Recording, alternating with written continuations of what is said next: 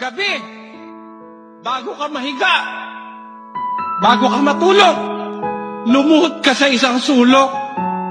Pagpasalamat ka sa Diyos sa kanyang kabutihan. Panginoon, salamat po.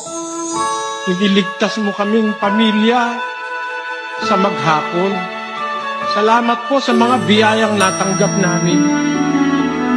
Salamat sa iyong pag-iingat. Sana ingatan mo kaming patuloy sa magdamag. Alalahanin mo ang aking asawa at mga anak.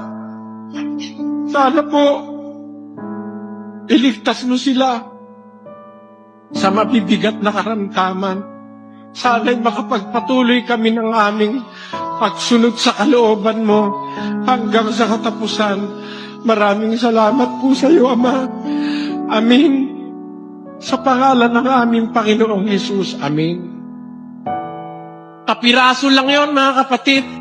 Sabi ng Biblia, ang hain ng masama kasuklam-suklam sa Panginoon. Ngunit ang dalangin ng matuwid ay kanyang kaluguran.